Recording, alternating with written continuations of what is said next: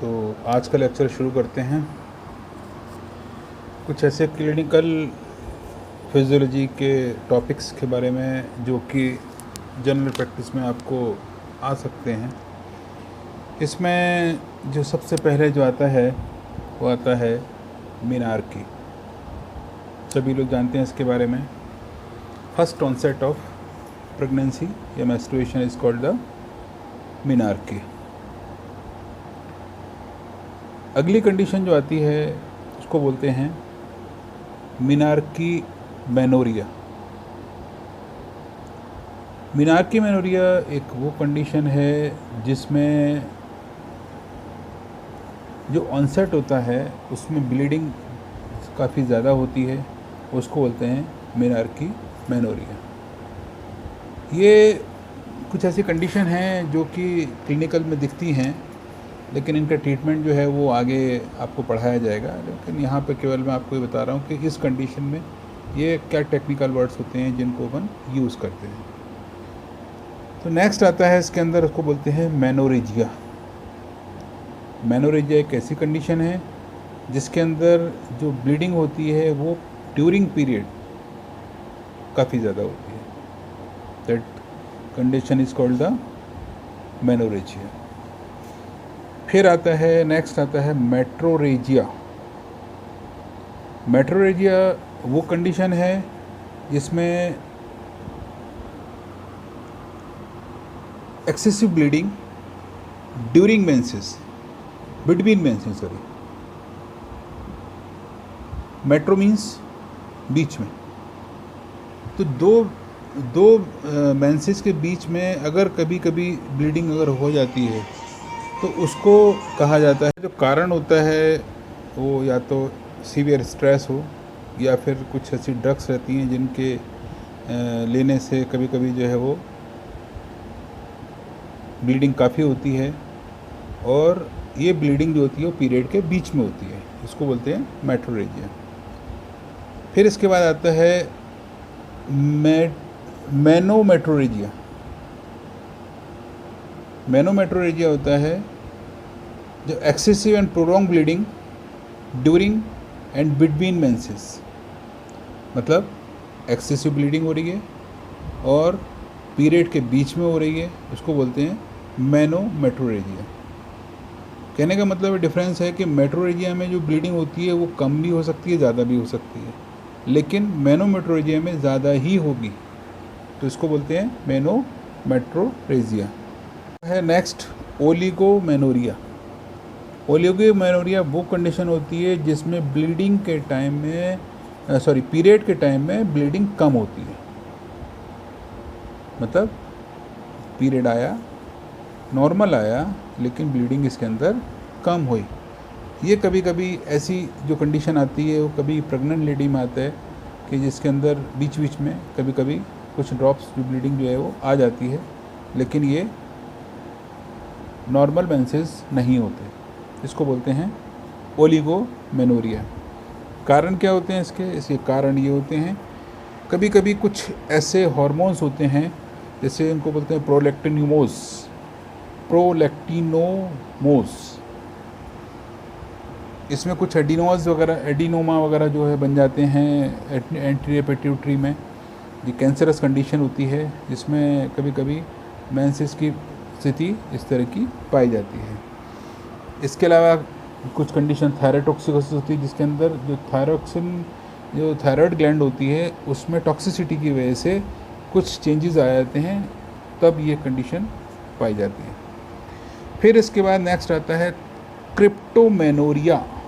CryptoMenoRRHOEA। क्रिप्टोमेनोरिया के अंदर regular menses हो रहे हैं, लेकिन इसके अंदर ब्लड नहीं आता। ब्लड आएगा तो एक आध बूंद आएगा, पीरियड नॉर्मल हो रहे हैं लेकिन ब्लड नहीं आ रहा है। ये क्यों होता है? ये तब होता है कि आउटफ्लो अगर उसमें कोई रुकावट है, ऑब्स्ट्रक्शन ऑफ आउटफ्लो। दूसरा जो होता है वो होता है congenital obstruction as vaginal septum. अगर पैदाइशी वेजाइना में कोई सेप्टम या कोई ऑब्स्ट्रक्शन है या कोई ऐसा सेप्टम पर्दा बन गया है जिसकी वजह से ब्लीडिंग बाहर नहीं हो रही है, या फिर due to in perforation of hymen, एक मैंने आपको बताया था एक झिल्ली होती है सर्विक्स में जो कि न फूटने की वजह से कई बार या फटने की वजह से वो ब्लीडिंग बाहर नहीं आती है। नेक्स्ट कंडीशन आती है एमिनोरिया। ये एमिनोरिया क्या होता है? Amenorrhoea means absence of menstrual cycle, कि जब पीरियड आ ही नहीं रहे। ऐसी कंडीशन क्या होती है? ऐसी कंडीशन में तब हम देखते हैं कि जब एक बार के मानने से नहीं होता है, जब लगभग 3 या ज़्यादा बार या 3 महीने लगातार अगर पीरियड नहीं आते हैं, that condition is called the amenorrhoea. Normally ये माना जाता है, ऐसा कॉमन केस माना जाता है कि पीरियड तब नहीं आते हैं जब प्रेगनेंसी कंसीव हो जाती है। ठीक है, तो इसमें कुछ और भी कॉजेज़ रहते हैं, जैसे फिजियोलॉजिकल कॉजेज़ और पैथोलॉजिकल कॉजेज़। फिजियोलॉजिकल कॉजेज़ में क्या होता है कि जब कोई बीमारी नहीं होती लेकिन बॉडी की जो कंडीशन होती है वो इस तरह से रहती है जिसमें कि पीरियड आना बंद हो जाता है। कब होता है ऐसा? ओबेसिटी में, मोटापा जब ज़्यादा होता है, या फिर having very low body weight, मतलब जितना लगभग नॉर्मल जितना फीमेल में बॉडी फैट होना चाहिए उससे भी 15-17% कम हो, तब भी पीरियड नहीं आते हैं। इसके अलावा डेफिशिएंसी ऑफ लेप्टिन हार्मोन, ये एक हार्मोन होता है जिसकी वजह से भूख लगती है। अगर ये हार्मोन कम निकलेगा तो फिर इस हार्मोन की वजह से तरीके से नेक्स्ट कॉजेज़ होता है POCS, पॉलीसिस्टिक ओवेरियन सिंड्रोम। ये एक ऐसी कंडीशन होती है कि जिसके अंदर ओवरी के अंदर छोटी छोटी सिस्ट बन जाती हैं, तो इसकी वजह से भी पीरियड जो है वो आना बंद हो जाता है। ठीक है, ये कंडीशन होती है, उसको बोलते हैं ओवर एक्टिव थायराइड ग्लैंड। जब कभी थायराइड ग्लैंड जब सीक्रेशन ज़्यादा करने लगती है तो उसकी वजह से भी कई बार पीरियड जो होते हैं वो डिस्टर्ब हो जाते हैं या नहीं आते हैं। इसके अलावा एक्सट्रीम इमोशनल स्ट्रेस, मतलब कोई ऐसा भारी सदमा अगर किसी को अगर हो जाए तो उसकी वजह से भी जो पीरियड्स होते हैं वो सप्रेस हो जाते हैं। इसके अलावा एक और कंडीशन होती है, उसको बोलते हैं एक्सेसिव एक्सरसाइज। जो बहुत ज़्यादा एक्सरसाइज करती हैं फीमेल्स, उसमें भी कई बार पीरियड जो होते हैं वो काफ़ी सप्रेस हो जाते हैं हार्मोनल डिस्टर्बेंस की वजह से। एक कंडीशन और भी होती है जिसको बोलते हैं, जो कि फिजियोलॉजिकल कंडीशन है, जिसको बोलते हैं लैक्टेशनल एमिनोरिया। डिलीवरी के बाद में कई फीमेल्स या कई माएँ, कई मदर्स बच्चे को फीडिंग कराती हैं और काफ़ी लंबे टाइम तक फीडिंग कराती हैं, तो पीरियड जो है वो आना बंद हो जाता है। That condition is called the lactational amenorrhoea. जब लैक्टेशन होता है या बच्चा दूध पीता है उस समय ये पीरियड जो होते हैं एब्सेंट हो जाते हैं और उसको बोलते हैं लैक्टेशनल एमिनोरिया। और ये एक फिजियोलॉजिकल कंडीशन होती है। इसको भी कई फीमेल्स होती हैं एक सेफ़ पीरियड के रूप में इसको अपनाती हैं और ये मानती हैं कि इस पीरियड में कंसीव नहीं होगा और उसको सेफ़ मेथड के रूप में अपनाती हैं। अगली जो कंडीशन आती है इसको बोलते हैं डिसमेनोरिया। ये एक ऐसी कंडीशन है जिसके अंदर मेंस्ट्रुएशन काफ़ी पेनफुल होता है। जैसा कि नाम से है, dysmenorrhoea means difficulty in menstruation. ये 2 तरह के होते हैं, एक होता है प्राइमरी, एक होता है सेकेंडरी। प्राइमरी जो होता है वो ज़्यादातर एक कॉमन मेंस्ट्रुअल क्रैम्प्स होते हैं, जिस समय पीरियड होता है उस समय काफ़ी सीवियर पेन होता है और रुक रुक का दर्द होता है इसके अंदर। और इसके अंदर ये किसी बीमारी में नहीं होता, कोई ज़रूरी नहीं है कि किसी बीमारी में हो, नॉर्मल हो सकता है। और इसमें अगर हीटिंग पैड अगर यूज़ किए जाएँ, गर्म पानी की बोतल या गर्म पानी के कपड़े से अगर सिकाई की जाए तो ये पीरियड धीरे धीरे ये जो दर्द होता है वो धीरे धीरे ठीक हो जाता है। पेन जो होता है वो ब्लीडिंग के पहले शुरू होता है, और जैसे ही ब्लीडिंग होती है, पीरियड शुरू होते हैं, ये पेन भी धीरे से बंद हो जाता है। और ये इसकी जो सीवियरिटी होती है वो काफ़ी माइल्ड से शुरू होती है और काफ़ी सीवियर भी हो सकती है। ज़रूरी नहीं है हर बार हर किसी को सीवियर हो, लेकिन बहुत माइल्ड भी होती है और सीवियर भी होती है। और ये सीवियरिटी लगभग 12 से लेकर 72 आवर्स तक ये सीवियरिटी रहती है। इसके साथ में कुछ सिम्टम भी ऐसे साथ में रहते हैं, जैसे नौशिया है, वोमिटिंग है, या फटिकनेस और डायरिया, ये इसके साथ में हो सकते हैं। सेकेंडरी जो कॉज होता है उसके अंदर कुछ बीमारियां ऐसी होती हैं जिनको सेकेंडरी डिस्मेनोरिया होता है। ये ऐसी कुछ बीमारियां होती हैं जैसे जिनमें होता है, इनको बोलते हैं एंडोमेट्रियोसिस।